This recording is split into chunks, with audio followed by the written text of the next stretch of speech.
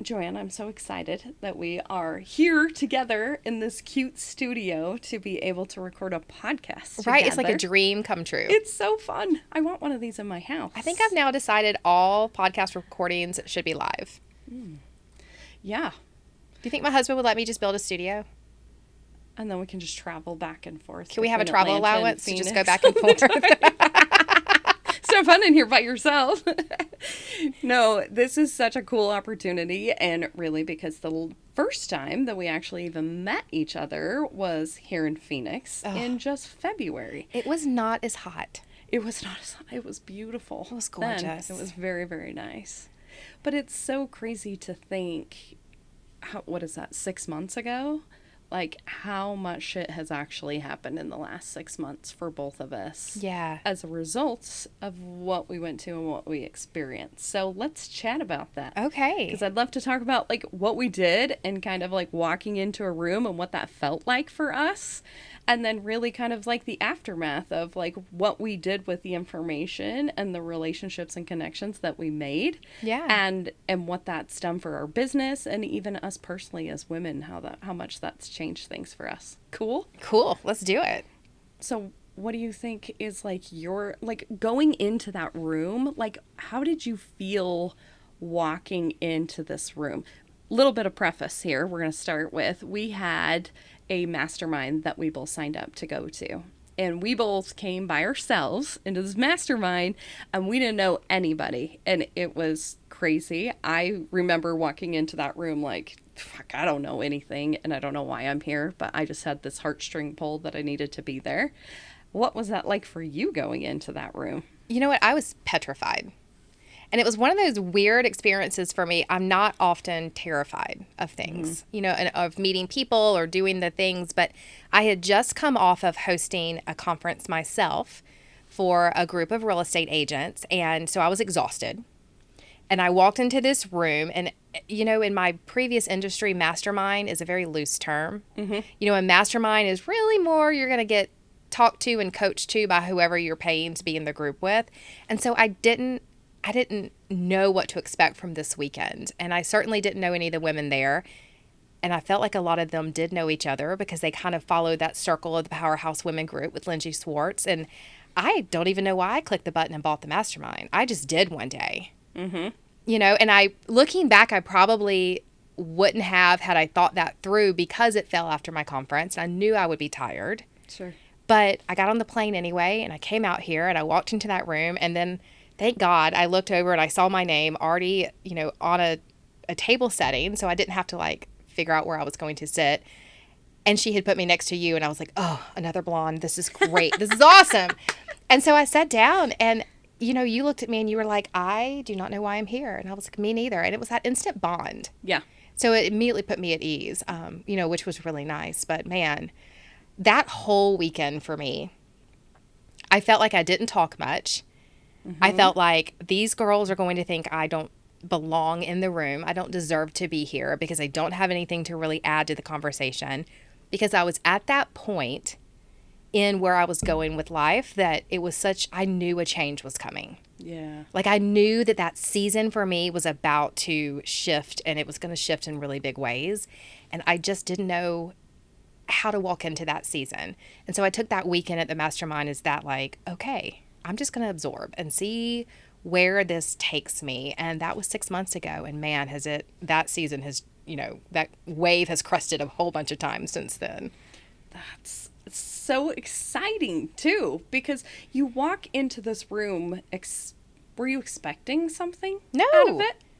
No expectations going into Okay, this room. well, total truth be told, I really walked into the room and thought, if I can just get to be friends with Lindsay Swartz, then I will have done my job here this weekend. And that's really it. That's all I wanted. I thought, okay, there's 20 people in the room. She can't ignore you. It's not like when you go to a big conference and, people are on the stage and you think, God, if I could just get up there. And I thought, this is how I walk into her world. And if I have to pay to be here, then I'll pay to be here. And I really didn't think I'd get anything out of it other than that. And I think that's been the biggest mindset shift for me is when I opened myself up to the possibility of what I could get out of it, like it took on a life of its own. Yeah. How about you? Like, what were you expecting?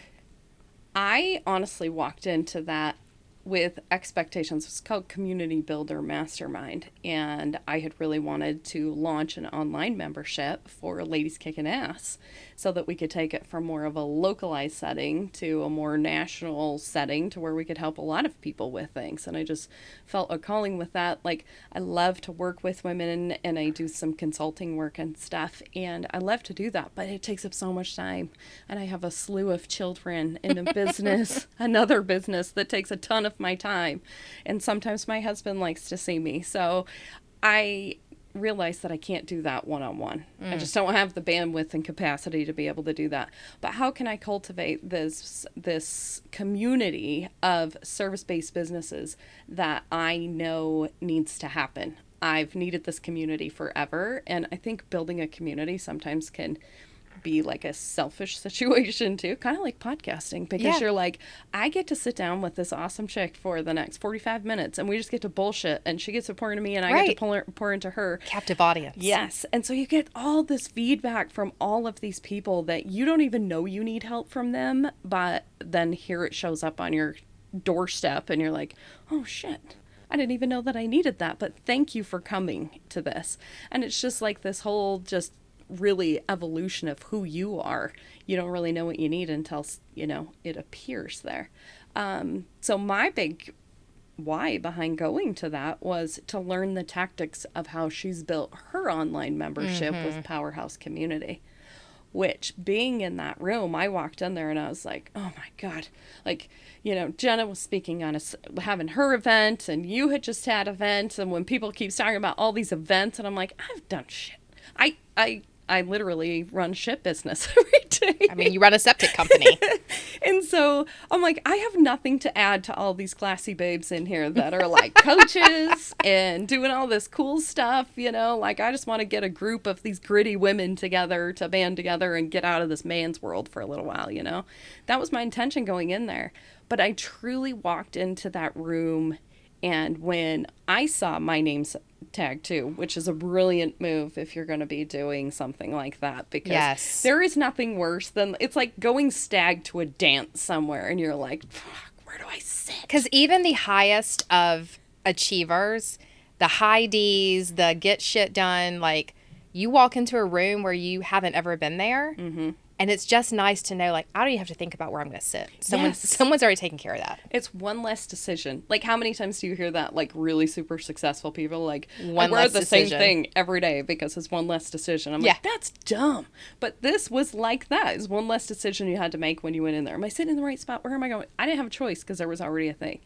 And I truly believe that sitting in that spot was just, like, I feel like she had a feeling about us before we got there, because obviously we had both had some interaction with her prior to being there. So I found that very interesting, and it was such a beautiful thing to be sitting next to you and having that conversation of like, we don't know why the hell we're here. Like at that point I was like, okay, I'm not the only one. Yeah. And then more people started going around the room, and a lot of people were like, I'm not real sure why I'm here. I'm kind of in between things. I don't really know what I'm doing.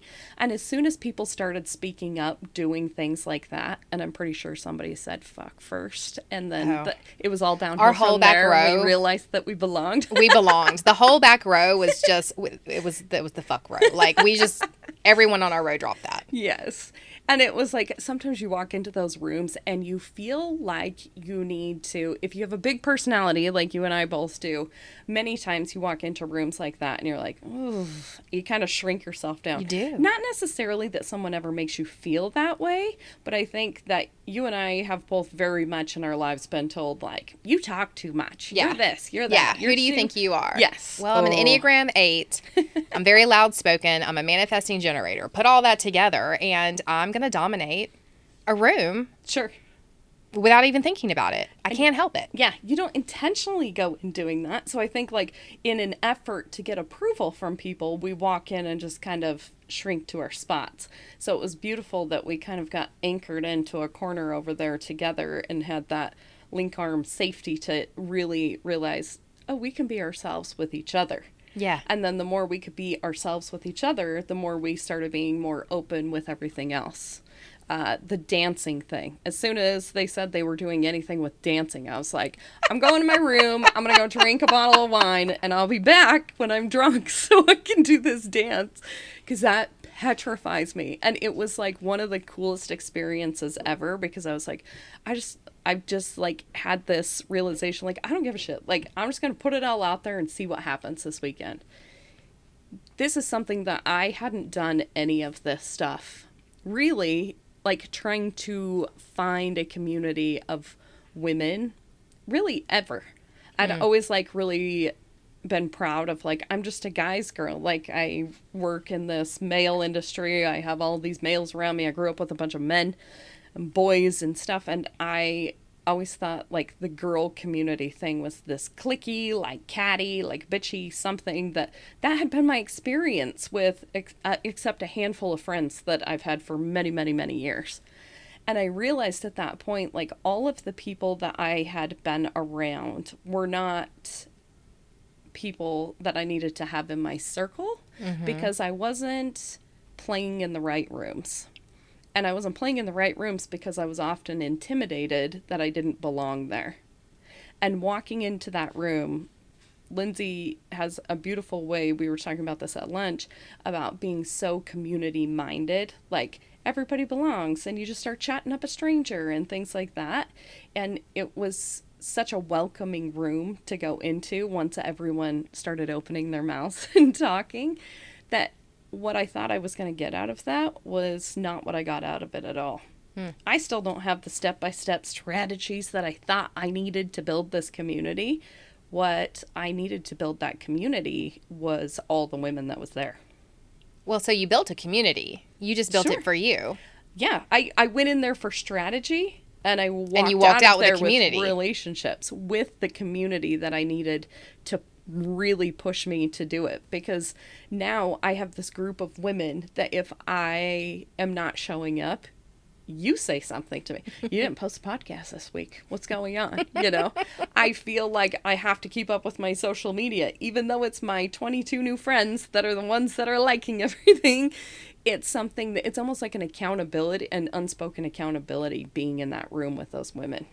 Yeah. And I think when you are in that season of change, and when you allow yourself to be open for that season of change, then what you need will open the door for you. Yeah. You know, my son and I just watched, we pulled out the old movies, and we watched Field of Dreams the other night. Ooh, that's a good one. Such a good one. Like Kevin Costner. Yeah, he's good. He started out good. He's still good. All the things. But Hunter's really into baseball. And so my husband and I were like, well, let's just watch this, and, we'll see if he likes it. And he loved it. Like, he's 15 and just loved the whole movie. But when that line came on, if you build it, they will come. Yeah. And I did kind of reflect as we were, they were watching the movie, and I'm over there in the corner, like in my journal, reflecting down. I'm like, oh, this needs to be a podcast episode, because truly, when you're in that season of change in your business, when you're in that space of, I need to do something different, you have to give yourself permission to build it. Yeah. And jump off the ledge and not know if the people who need it are going to see it, if it's going to be, received okay, if it's going to make you any money, if it's going to be what you thought it would be. But if you build it, ultimately, who needs it will come. Yeah. And I think that's why that mastermind was so powerful for both of us, because we were both in that space right then and there in our businesses and our personal lives. Yes. Did you walk out of that room having that permission to let yourself build that? Or did it take you time once you got home to really I walked out of the room not really having permission to build it. I'd already given myself permission to build. It was more of a, what am I going to build? And so I finally gave myself permission to let go of what I didn't want to do and start to figure out what I wanted to do. Yeah, because you said that you were flipping from real estate to doing more of this Yeah, stuff and I with was the really women. struggling with, how do I take an audience that I had and bring them along with me, and should I, and how do I exit it gracefully, and should I? And, at the end of the day, I finally just realized, like, I have a skill set. That skill set was honed and developed during real estate. That doesn't mean it's only applicable to real estate agents, but now I have a new passion, which is marketing through a podcast. So let me take the same strategies that I did, teach women how to do that in a different scale, in a different world, and, like, nothing really had to change, only just who I was talking to, not the what. Yeah. And so when that finally like clicked into my brain, that's when things started to shift. That's when like life started to get good again in the business world.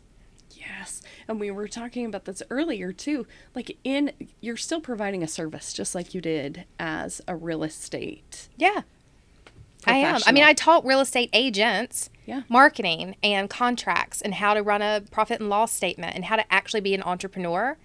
Yeah. I'm doing the same thing now. It's just behind a microphone. Yeah. And to women who want to use a microphone.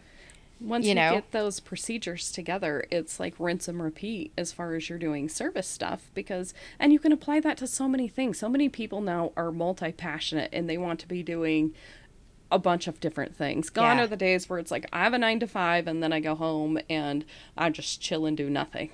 Like that sounds like my worst nightmare because I like if you have time to chill, please come do laundry at my house. There is always some to do. I come take my kids to the park so I don't have to. I will keep you occupied. Yes. And so many people are multi-passionate with that. And so they're wanting to find places where they can learn these skills. So with what you learned, I would love to know, as far as podcasting goes, where did that kind of lead you when you walked out of there? What were you feeling? Are you doing now what you thought you would be doing? Oh, no, not at all. And a lot of people have watched the journey and they're like, oh, you have just pivoted so many times. And I'm like, no, you've just actually been paying attention to the journey. Yes. You know, like, thank you for coming along for the ride. Here's where we are. Here's where I thought I was going to be. I thought I was going to have a podcast where I just taught tips and tricks on being an entrepreneur. Mm-hmm. And that was after I thought I'd have a podcast on teaching real estate agents. And as you develop your business skills, as you develop in who you are, like, you've got to be okay with bringing the people along on the journey and saying, oh, okay, so this is really honing in on a skill set. It's just changing, you know, and it's really interesting to me because now I've got a membership for women who want to learn how to be podcasters. I've got quarterly retreats in my home in Atlanta where I bring them into my studio and I really just introduce them to a whole new world of podcasting because, you know, what I'm best at is teaching you how to run a business, not a podcast.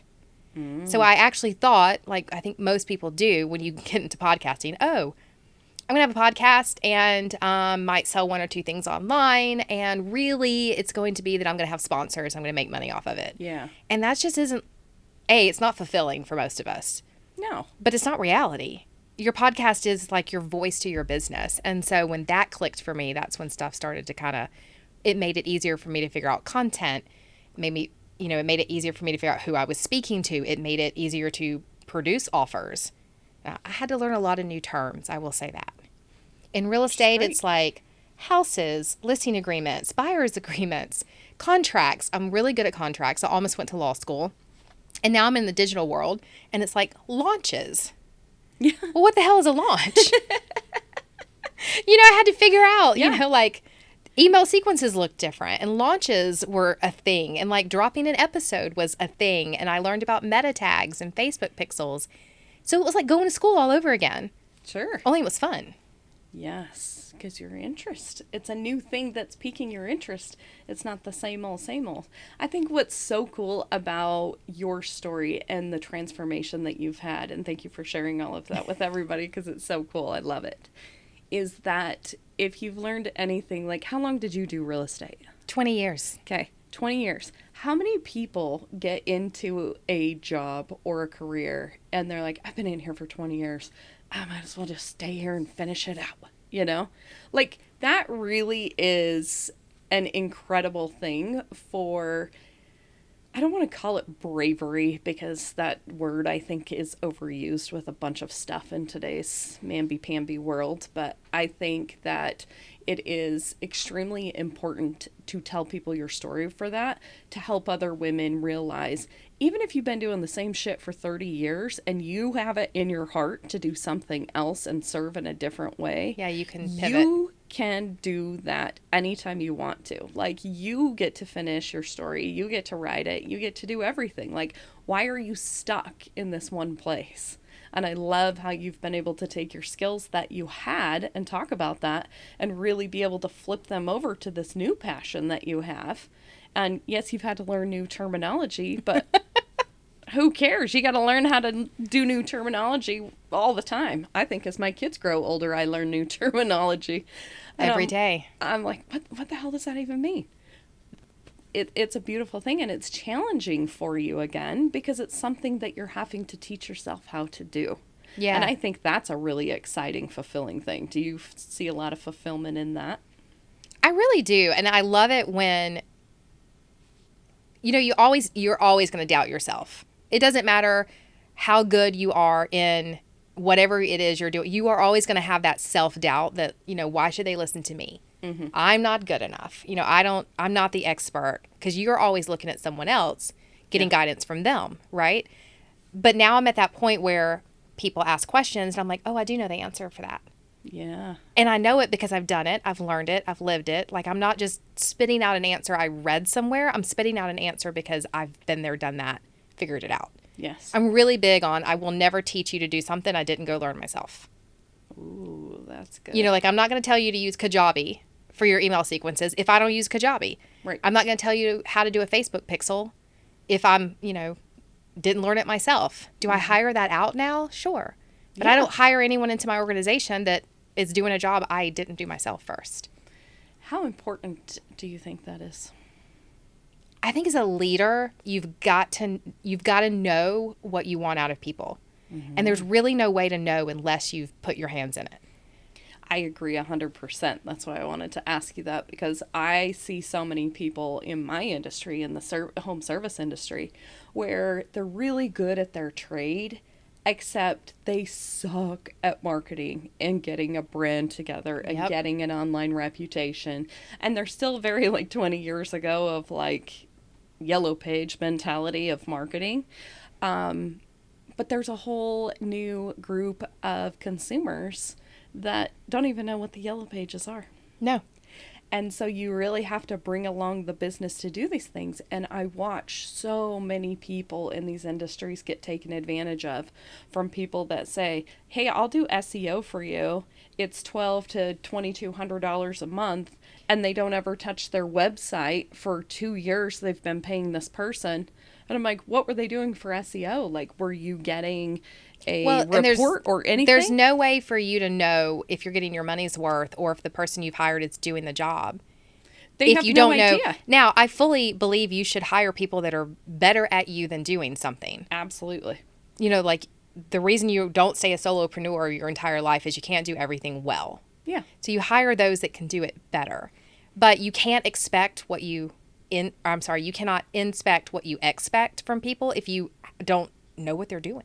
Yeah, you got to know what you're paying people to do. Yeah. Because how do you hold them accountable for getting the shit done if you don't even know what you're paying them to do? Yeah, one of my really good friends, she has a 7-figure coaching business. Mm-hmm. And she's so hands-off in anything to do with the technology. And she'll openly say, I don't know, I get on Instagram and then I do my coaching calls, and she's so hands-off that when we sat down a couple of weeks ago, she was like, Joanne, something's just wrong. It's just wrong in the business. And I'm not sure what it is. And so we started going through everything. Well, her billing specialist hadn't billed some of her coaching clients in months. Oh. These girls were still on calls with her. But she, as a business owner, as a coach, wasn't inspecting what she expected of her billing girl, but was paying the billing girl. Yeah. And I'm not saying that you keep your thumb so on the pulse of stuff that you're nagging people, but occasionally hop into your business and make sure it's running how you want it to run. Yeah. It's your business. No one knows your business like you know your business. We've all had instances of stuff like that. I've hired out bookkeeping before and then got in and looked at my books and I'm like, what the hell is happening here? But they don't know how to classify things if they don't know what it is. And many times, depending upon who it is, sometimes you got to go through some. They just throw it into a shit account somewhere and you're like, why does this look like I spent $70,000 on office supplies? Yeah. When you're really paying for septic tanks, that's not even that's not even a straight up expense. That's cost of goods. Yeah. It's computed differently on your P&L. So it's really making sure that you understand where your business is and making sure that you ask the right questions to the people that you're hiring to make sure you're hiring somebody that is competent for doing the job that you're hiring them to do. Yes. So incredibly And important. I love to hire people into my organization that have my vision, they have my passion, and that I can actually just empower to run their little pillar of the organization. You know, like I've got one girl right now that really helps run the Podcast Her Network, the community. And we have conversations at least twice a week on what's going in there right now. You know, what do the girls need? Like, it's not just me popping in for the Q&As at the end of the month or leading a masterclass. But the girl I've hired now comes to me and she says, I think we need to do XYZ. This is what your group is asking for. So she's going and like taking complete ownership of it. Oh, yeah. That I'm okay with, because that is someone who's going to grow your business. Absolutely. At my septic company, I have always hired with this mentality, and we talk about it all the time, that I am building a team so strong no one knows who the owners are. And I think that is a very incredible thing. Many times people will not want to do that, almost out of like a pride or ego thing, or, oh shit, they're going to learn how to do this and go do it on their own situation. Yeah. I take that as a major flattery when one of my service technicians goes out and they say, wow, you did such a great job. Thank you so much for all the education. You must be the owner. No. But that tells me that now I've got the right people in the right seats on this team to be able to extend what I would have offered them as the owner of the business. And it makes such a massive difference in branding your business as well, because there's never any question the level of service that someone is going to get, no matter who they deal with in your organization. So that's really, really important. You know, it's interesting when I was in real estate and I would go to, conferences and meetings with team owners who had teams like I did. And I would sit in the tables and these team owners, they would be like, oh, well, how do you make sure your team members don't leave? Or how do you figure out your splits? And how do you tag if a lead came in, and it's theirs or mine or hers? And I'm like, who cares? Yeah. If they're going to work the business, it's a relationship business. At the end of the day, that client's not yours any longer, whether you brought the client to your buyer's agent or not. And these team owners would look at me and it just blew their mind that was my mentality. And I remember sitting there one day and I said, listen, my job as an owner of the team is to make these agents so good at what they do that they don't need me anymore. Yes. Because if I get hit by a bus tomorrow, I don't want their livelihood to be dependent on me bringing leads to them. Sure. I want to have taught them how to run a real estate business just, under me. Well, and I think that's what made my business successful. Sure it did. Because if you are an owner of a business, you can't be working in it all the time. The only thing you're doing if you are working in your business all the time is you own your job. Oh, yeah. You don't own your business because you are constantly working on the logistical, everything that needs to go into stuff.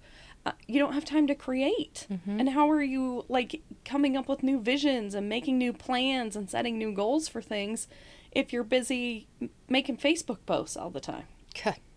No. There was an event I went to in Texas in April, and they had this big post-it note wall, and it was like epiphanies that you had while you were there. And it was fascinating, the things that people had come up with. There's a lot of entrepreneurs that were at this conference, and one of the post-it notes, and I took a picture of it, it said, stop doing minimum wage tasks at my business. And I was like, oh, God, check. Because I'm like, how many times do we as business owners be like, I'll just do it.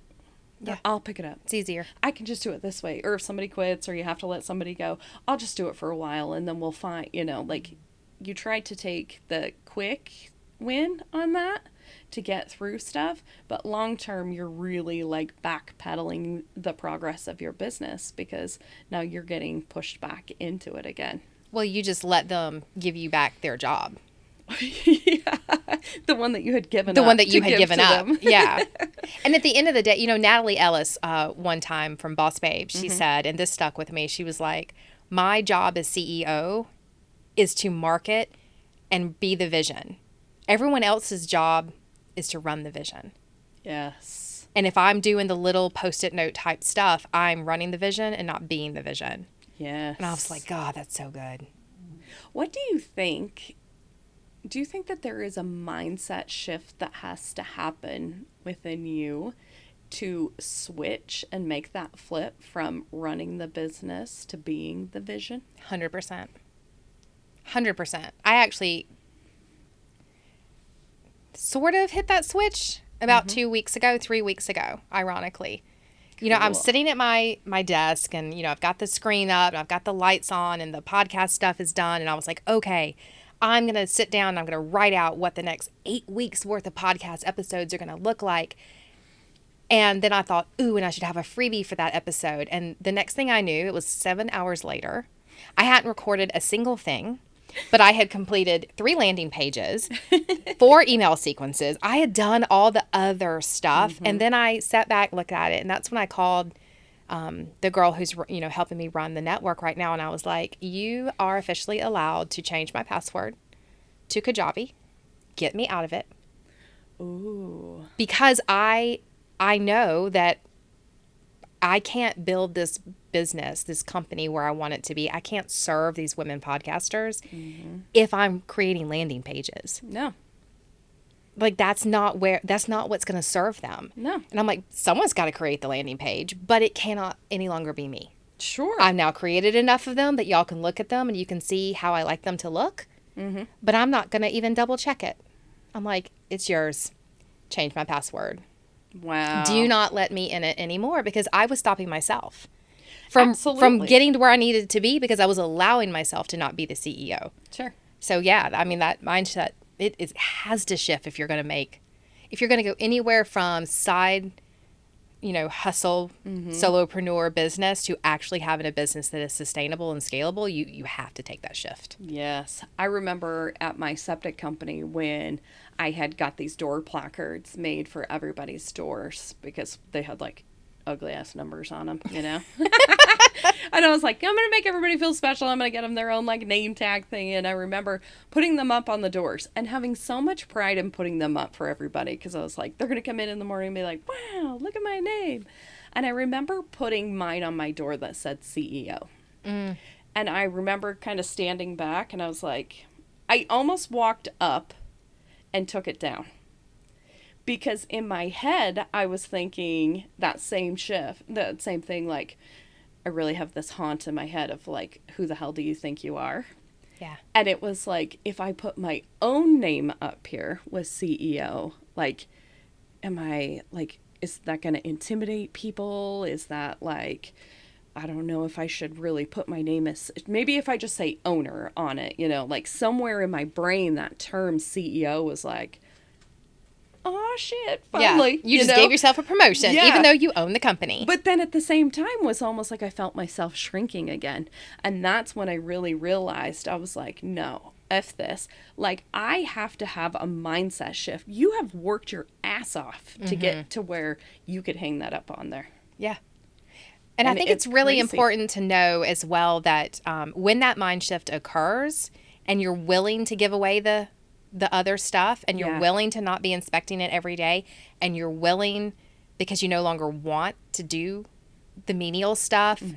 Everything's important in the business, but you no longer want to do the stuff that you know you can empower someone else to do. I think that's when you also know you're ready. Yeah, you outgrow it. Yeah. You totally outgrow it. I mean, yeah, when you become a business owner from day one, you are in fact your own CEO, but you're not really your own CEO until you're ready to give it away. Absolutely. Absolutely. And then when you get into that shift, and this is something too, like, keep going, you know, even if it's really fucking hard. It's scary. Do it scared. Just keep going. Like, it's messy as shit. Like, I hate so much of like this idea of this overnight success and this, like, if I just, you know, think it, I'm going to make $1 million and I'm going to do all this crap that everything is glorified with, like, especially in like the coaching and online space too. Yeah. It's like all these people getting off their jets. I'm like, please. I know people, that manage these influencers, and they like barely have enough money in their bank account to go stand in front of some of these cars that they're putting in there, like, oh, look at my car. And I'm like, that's not your car. No. Like, show up authentically as yourself to be able to, you know, really attract the people that you want to bring in there, but really own what you have done.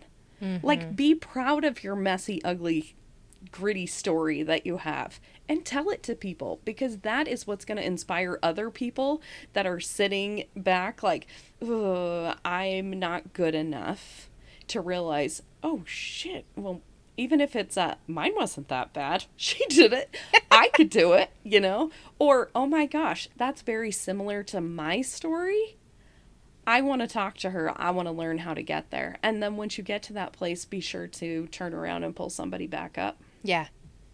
And you know, to loop back around to where we started with this whole conversation, I think the most important thing I probably took away from that mastermind weekend that brought us to where we are today was knowing I'm not alone. Mm-mm.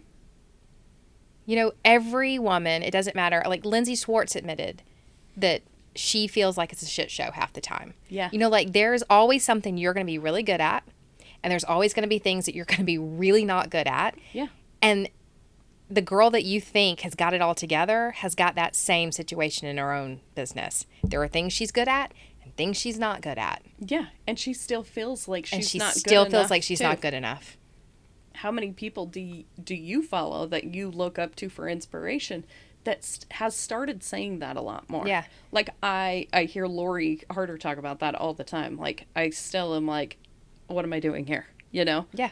Like I love the authenticity that comes out of her. I saw her in Texas. She was speaking on the stage. This was a big stage. And she gets up there and like her necklace pops off. And then she's like talking and she kicks her shoe off accidentally. And like that authenticity of like her to be able to laugh about it and stuff is like, oh, it's refreshing. Shit. Like I could see myself being up there doing that, because I'm a hot mess, just like she is gracefully showing me is okay. Yeah. And I love she's just that. done it one step further, one step ahead. Yes. But you're just one step behind You her. just keep showing up in all that messiness, and it resonates with people. And then you start building something that may just look like crap to start with. And then you can stand back 3 years of consistency and say, oh, look at what I built. That's I'm telling pretty. you right now, change is messy.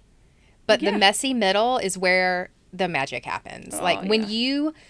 when you sit back and you think this is the worst I've ever done something, it's probably right before you're going to have a breakthrough, and it's all going to fall in place. Yes. I feel like right before a breakthrough happens is the time when you want to quit the most. Yeah. For I sure. mean, you're going to laugh at me, but I equate it again to my 15-year-old. Mm-hmm. You know, he said the other day, he's like, Mom, I'm starving. I just cannot get enough food in me. And I'm like, oh, you're probably about to have a growth spurt. Yeah. You know, because like it got real messy in the kitchen because he just could not eat enough. And he was like, I feel bloated and I don't understand why something's wrong with me. I'm like, no, you're probably just about to grow again. Yeah. Well, it's the same with your business. When it gets messy is when you're figuring something out, when something big's about to happen and click into place, and your business is probably about to grow. Yes, and to go along with that story, I have one from my son too in regards to feeling like you're stuck somewhere. He had broke his arm, and we finally got to get his cast off that went clear up here because he broke both his bones in half. And he got the cast taken off that was clear up here, and he was going to get a smaller cast. And when they cut it off, he was petrified for them to take this cast off. He had become so comfortable with this cast on that even though the doctor had cut it off and he had freedom now to move his elbow, He didn't feel like he could. he didn't feel like he could. He was scared to death. Like he just don't take it off, don't take it off, don't take it off. How many times do we do that to ourselves? Yeah. We're ready to take the cast off. We're ready to get uncomfortable. We're ready to take the next step. And we're like, better not. Like, Yeah. please don't do this to me. Let him take the cast off. Like, get out of your cast. Stop being so comfortable in everything all the time. If you are comfortable, you are not growing, because growing is not comfortable. Amen. If you are not uncomfortable, then something's wrong. Yeah. You need to find a way to get uncomfortable real fast. In fact, if you want to ask me today, like, why am I not making more revenue in my business? Why is it not going anywhere? I will ask you your comfort level. Oh, that's good. Because if you're comfortable, that's why your business is not growing. Yeah. If you're not pushing yourself or someone else is pushing you, then don't expect to not be stagnant. 3 seconds of insane courage. All right, so I'm going to make you uncomfortable. Oh, no. How's your book coming? You know what? It's really awesome. Okay. And I'm super excited about it because after we went to the mastermind and I committed to putting this book together and doing a book, I'm making my coffee table book, and it's going to be so beautiful. And I talk to my daughter about it all the time in like design and what it's going to look like make it really pretty and bright and cool. And she was asking me, well, what's going to go in this? So I was showing her, like, this is what I'm going to be doing. She's like, that's really cool. Because everybody that is a guest on Ladies Kickin' Ass, I ask them the question, what does the phrase ladies kickin' ass mean to you? And in the dozens of guests that I've asked, it has never been the same answer. That's so interesting. And for some people, it's like, because we're tough and we get up and we go kick some ass and we do something else even when we fail. And somebody else is like accepting failure. Mm-hmm. And I don't know what the hell I'm going to do right now, but I'm still showing up every day trying, you know. For some people, it's like rest. Like, I've been so overwhelmed that right now kicking ass to me is resting, because that is really difficult for me and I'm continuously doing it. That's awesome. When the guest said that to me, I was like, oh, because I could see myself in a lot of that. Like, that would be kick-ass for me too, because I don't know how to do that either. So it's really a perspective shift of like what a simple little phrase means to someone and how they internalize that. And so it's going to be mini chapters of everybody's phraseology. Is that a word? We're going to make it up. We're going to make a word. Phraseology. It's their definition. Yeah, their interpretation of what ladies kicking ass means to them. And I hope to be able to build volume sets off of this, because I hope to continue the podcast and continue to interview a diverse service-based business women community, that we can continuously make books and make the everyday woman somebody that has a voice, that you don't have to have a million freaking followers and do all of this vanity shit to get people to realize that resting is kicking ass. That, you know, taking time to be a mom is kicking ass. Kicking ass. All right, so Showing when your kids are we that. going to publish? I want to have 50 little mini chapters Okay. into the book. Because I want the book by like Christmas. You know that. I'm the high D. I'm like, let's get shit done. Like, I want to be able to have this done, like be able to have this wrapped up by the end of the year too, so that I can begin the first of the year putting this book together and getting it all right, published. well, I get first copy. Yeah, Okay. I get first copy. First copy. And obviously you will be in there. You've been on part of the podcast doing that stuff, and a huge inspiration for me to write the book and to put it out there. And you're like my best accountability partner that's always asking me about it. So I think it's going to be really cool. I am always like in, little boutique stores, and I'll see like a coffee table book about women leaders, or, and I'm always snapping photos and sending it to her and going, where's yours? Where's your book? I love the inspiration for that really came to me. I read these stories with my daughter, and I have since she was about 7 years old. They're like nighttime stories they're like little mini stories of like really badass women. And they don't call it badass women, but it's like awesome women that made history, like they were like in like wars and like all these, like some of them some of them you don't know, but it's so cool for her to be able to learn the stories of like the significance that women have had in all different areas of the world. Yeah. And so I'm like, well, why not bring that into the table? Other women that maybe aren't super popular, but they're just our everyday women that are showing up and choosing to come back to the table no matter what happens.